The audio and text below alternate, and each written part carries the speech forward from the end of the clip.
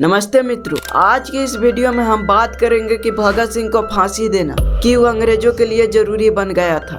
कैसे भगत सिंह और उनके साथी अंग्रेजों के लिए एक बड़ी चुनौती बन गए थे और क्या महात्मा गांधी भगत सिंह की फांसी रुकवाने का प्रयास नहीं किए। सारे सवालों का जवाब आज की इस वीडियो में मिलेगा, इसलिए आपसे निवेदन है कि इस वीडियो को लास्ट तक जरूर देखें।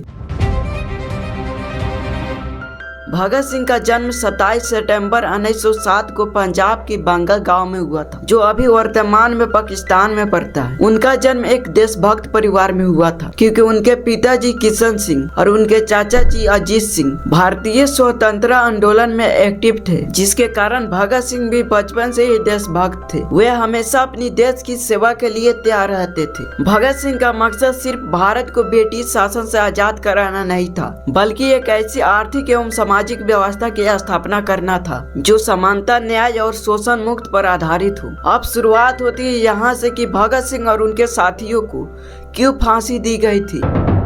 बात थी 17 दिसंबर 1928 की। भगत सिंह, सुखदेव और राजगुरु ब्रिटिश पुलिस अधिकारी जेपी सार्डन्स की हत्या कर दी। हत्या के पीछे के कारण था जेपी सार्डन्स की लाठीचार्ज में लाला लाजपत राय की मृत्यु हो गई थी। उसके बाद 8 अप्रैल 1929 को भगत सिंह जी अपने क्रांतिकारी विचारों को लोगों में प्रचार करने के लिए सेंट्रल असेंबली में बम फोड़ दिए। इन दोनों घटनाओं को ब्रिटिश सरकार अपनी शासन के खिलाफ एक गंभीर विद्रोह माना और 1929 में लाहौर षड्यंत्र केस के तहत भगत सिंह और उनके साथियों को लाहौर सेंट्रल जेल में डाल दिया गया। यहाँ आपको यह बात क्लियर करते चलूं कि महात्मा गांधी जी भगत सिंह की क्रांतिकारी विचारधारा का समर्थन नहीं करते थे, क्योंकि महात्मा गांधी का मानना था कि देश की आजादी अहिंसा और शांति से हो सकती है, जबकि भगत सिंह का मानना था कि अगर घी सीधी उंगली से ना निकले तो उंगली को टेढ़ी करना ही पड़ता है। मतलब देश की आजादी अहिंसा से ना हो तो हिंसा करना ही पड़ता है। अब फिर से अपने मुद्दे पर लौट कर आते हैं। भगत सिंह और उनके साथियों को जेल में डालने के बाद ब्रिटिश सरकार ने इस मामले को जल्दी खत्म करने के लिए एक विशेष ट्रिब्यूनल बनाया, जिसमें ज्यादातर ब्रिटिश जज थे। यह ट्रिब्यूनल निष्पक्षता के बजाय सरकार के हितों को ध्यान में रखते थे। भगत सिंह और उनके साथियों ने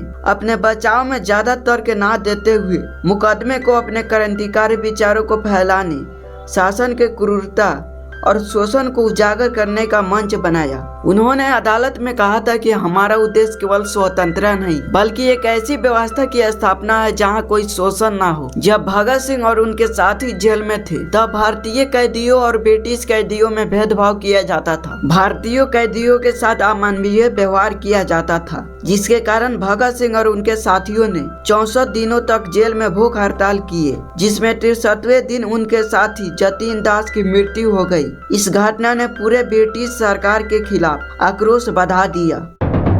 दुर्भाग्यवश 7 अक्टूबर 1930 की वह दिन आती है जिस दिन भगत सिंह और उनके साथी राजगुरु और सुखदेव को विशेष ट्रिब्यूनल द्वारा फांसी की सजा सुनाई जाती है। फांसी की तय तारीख थी 24 मार्च 1931 को, मतलब भगत सिंह और उनके साथियों को 24 मार्च को फांसी दिया जाना था। लेकिन भगत सिंह के बढ़ती लोकप्रियता को देखते हुए 23 मार्च को ही भगत सिंह और उनके साथियों को लाहौर सेंट्रल जेल में फांसी दे दिया जाता। इस घटना ने पूरे भारत में एक क्रांति ला दी थी। कहा जाता है कि भगत सिंह और उनके साथी हंसते हंसते फांसी के फंदे पर चढ़े और उन्होंने इंकलाब जिंदाबाद तथा साम्राज्यवाद का नाश हो के नारे दिए। फांसी के बाद ब्रिटिश अधिकारियों ने उनके शवों को गुप्त रूप से सतलुज नदी के किनारे ले जाकर जला दिए, ताकि जनता उनके शवों को प्रतीक न बना सके। लेकिन स्थानीय लोगों ने जल्दी शवों को देख लिए और उनके खबर चारों तरफ फैल गए। बाद में जनता ने उस जगह पर श्रद्धांजलि दी। भगत सिंह की इस शहादत के खबर ने पूरे भारत में आक्रोश और क्रांति की लहर पैदा की। हजारों लोग सड़कों पर उतरे और ब्रिटिश सरकार के खिलाफ नारेबाजी की। महात्मा गांधी ने भगत सिंह की बहादुरी की प्रशंसा की, लेकिन भगत सिंह की हिंसक रणनीति से असहमति जताई। महात्मा गांधी ने भगत सिंह की फांसी रोकने की कोशिश की थी, लेकिन ब्रिटिश वायसराय लॉर्ड इरविन ने इसे खारिज कर दिया। कुछ लोग मानते हैं कि महात्मा गांधी जी और कांग्रेस ने भगत सिंह को बचाने का पर्याप्त प्रयास नहीं किए, जिसके कारण उस समय कांग्रेस के खिलाफ लोगों की नाराजगी भी देखी गई। बाकी इस विषय में आपका क्या कहना है, हमें कमेंट में जरूर बताएं और भगत सिंह की इस बहादुरी के लिए उन्हें दिल से सलाम।